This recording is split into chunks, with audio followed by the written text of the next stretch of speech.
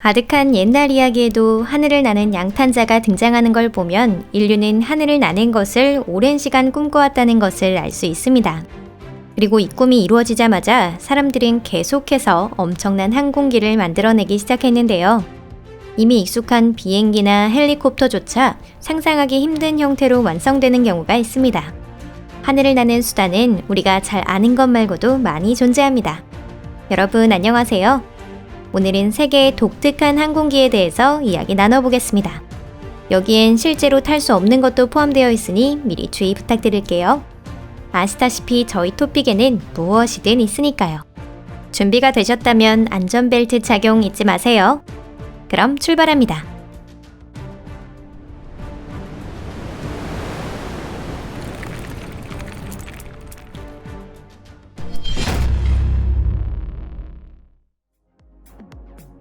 노스럽 B2 스피릿. 이걸 먼저 봐주세요. 무엇으로 보이시나요? 미확인 비행물체? 아니면 SF 영화나 게임에 나오는 우주 비행선? 전부 아닙니다. 이건 미국의 노스럽 B2 스피릿이라는 폭격기로 사실 그다지 새로운 것은 아니에요. 1989년에 제조가 개시되었고 10년 후인 1999년에는 생산이 종료되었습니다. 그 이후엔 이미 있는 기체를 개량하고 있을 뿐인데요. 그렇게 된 주된 이유 중 하나는 믿을 수 없을 정도로 비싼 가격입니다. 한 대에 무려 10억 달러, 우리 돈으로 1조 원 이상입니다. 게다가 연구 개발비를 고려하면 그 가격은 2배로 불어나겠죠? 스피릿은 전파를 흡수하는 재료로 덮여 있어 반사파를 붙잡는 구조입니다. 즉, 머리 위로 폭탄이 떨어질 때까지 기체의 존재를 알아채기가 매우 어렵다는 뜻이죠. 핵탄두도 탑재할 수 있다는 점에서 거의 완벽한 무기라고 할 수 있습니다. 다만 안타깝게도 그만큼 완벽한 기계도 인간의 어리석은 판단은 피해가지 못했는데요. 그 예가 2008년 괌에서 일어난 추락사고입니다. 원인은 응축돼 고인 물이 조종실의 컴퓨터를 먹통시켰다는 것이었는데 물이 고인 요인은 정비사의 근무 태만 때문이었죠. 자신의 부주의로 인해 정부가 2조 원 이상의 손실을 보았다면 과연 어떤 기분이 들까요? 에어랜더 10. 비행선이 여객 수송에 널리 이용되던 시절도 있었지만 1937년 발생한 힌덴부르크 참사로 인해 이후 비행선의 존재는 우리의 머릿속에서 서서히 잊혀져 갔습니다. 때문에 비행선이 지금까지도 쓰인다는 것은 잘 알려져 있지 않습니다. 비행선은 현재도 존재하며 때론 우리를 놀라게 하기도 하는데요. 2010년대 초에 하이브리드 에어비이클사가 제조한 에어랜더 10이 그 좋은 예입니다. 원래는 미군용으로 개발된 것인데 군부대에서는 가격이 너무 비싸다고 판단했는지 제조사에서 재매입해 레저 목적으로 사용하게 되었습니다. 에어랜더는 현대 비행선으로는 엄청나게 거대하고 곤돌라 형태의 우스꽝스러운 외형이 인상적이에요. 그 뒷모습은 말하기 미안하지만 엉덩이를 쏙 빼닮았습니다. 언론에서는 대뜸 이 비행선에 Flying S, 하늘을 나는 엉덩이라는 별명을 붙여버렸습니다. 직접 확인해보세요. 어때요? 비슷하죠? M2F1. 항공 분야에서는 늘 과감한 실험이 존재했습니다.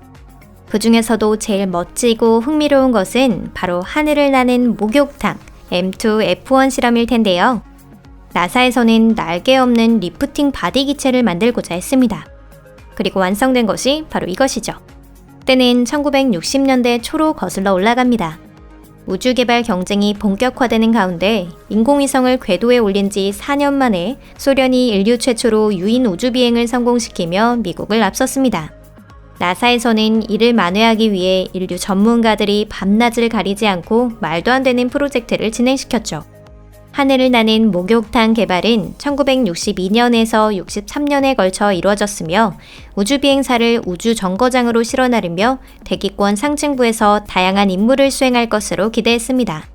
하지만 아쉽게도 프로젝트는 시험비행에서 앞으로 나아가지 못했습니다. 다만 그 독특한 외모가 오랫동안 사람들의 기억에 남게 되었답니다. 버톨 VZ2. 이어서 소개드릴 것은 M2F1과 마찬가지로 파격적인 동세대 동료 버톨 VZ2입니다. 무엇과 닮은 것 같나요? 개인적으로는 레이싱 카트가 생각나는데 혹시 다른 의견이 있으시다면 댓글로 남겨주세요. 이 매력적인 비행기는 1957년 가동식 날개를 가진 비행기가 얼마나 잘 기능하는지 연구하기 위한 용도로 만들어졌습니다. 당시 이 기술은 새롭고 실험적인 것이었죠. 나사는 이러한 회전 날개기의 개발이 향후 투자할 가치가 있을지를 판별하려고 했습니다. VZ2는 외판이 없는 열린 몸체와 3장의 프로펠러 2대를 탑재하고 있고요. 1965년 프로그램이 종료될 때까지 450회의 비행시험이 진행되었고 그중 34번은 수직 비행에서 수평 비행으로 완전히 전환 비행하는 데 성공했습니다. 현재 이 놀라운 기체는 미국 국립항공우주박물관에 보관되어 있기 때문에 원한다면 언제든지 가서 볼 수 있다고 하네요. 플라이보드 에어. 혹시 플라이보드를 아시나요? 일반 서핑이나 수상 자전거로는 아드레날린이 부족한 사람들을 위한 익스트림 스포츠입니다. 발명한 사람은 프랑스인인 프랭키 자파타. 경기의 핵심은 물 분사에 따라 뜨는 보드를 타고 공중에서 뜨는 것 뿐입니다. 제트스키 또는 등 위로 움직이는 특수한 제트 엔진이 물을 압축하여 강력한 물줄기를 생성하는 구조로 되어 있습니다. 이 특이한 아이디어를 더욱 발전시킨 것이 바로 플라이보드 에어인데요.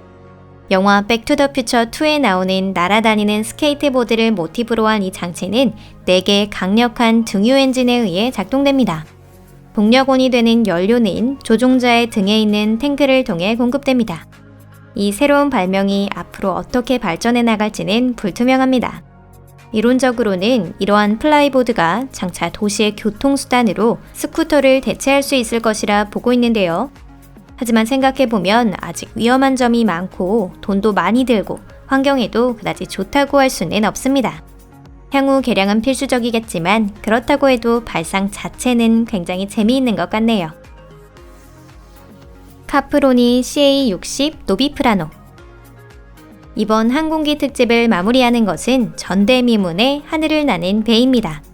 카프로니 CA60은 1921년에 만들어졌으며 당시 가치관으로도 매우 독특한 외형을 하고 있었는데요.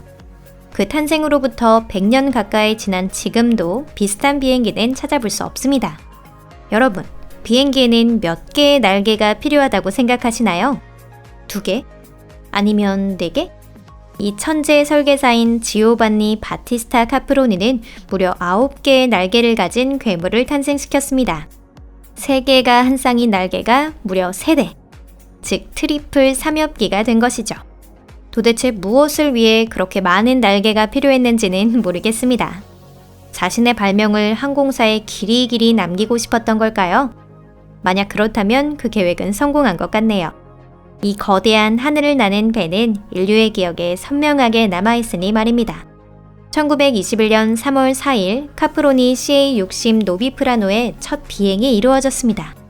하지만 안타깝게도 그것이 마지막 비행이 되었는데요. 2번의 세계대전 사이에 생겨난 이탈리아 항공기는 비행 중 붕괴되어 물속으로 가라앉았습니다. 사고로 인한 부상자는 없었으며 상처받은 것은 카프로니의 자존심뿐이었죠. 여기서 애니메이션을 좋아하는 분이라면 미야자키 하야오 감독의 영화 바람이 분다를 보신 적이 있으실 겁니다. 이 영화에는 캐릭터 중 한 명으로 이 카프로니가 등장하고 있으며 그의 발명품이 무사히 하늘을 나는 모습도 그려져 있답니다. 오늘 영상은 여기까지입니다. 여러분 탑승해주셔서 감사합니다. 저희 채널에서의 비행은 즐거우셨나요? 비행이 마음에 드셨다면 꼭 친구들과도 공유해주세요. 아직이신 분들은 채널 구독과 좋아요도 꼭 눌러주세요. 제가 소개해드린 것 중 가장 인상 깊었던 항공기, 또 다른 궁금한 주제 등이 있다면 언제든지 댓글로 남겨주시길 바랍니다. 그럼 다음 비행에서 뵐게요. 안녕히 계세요.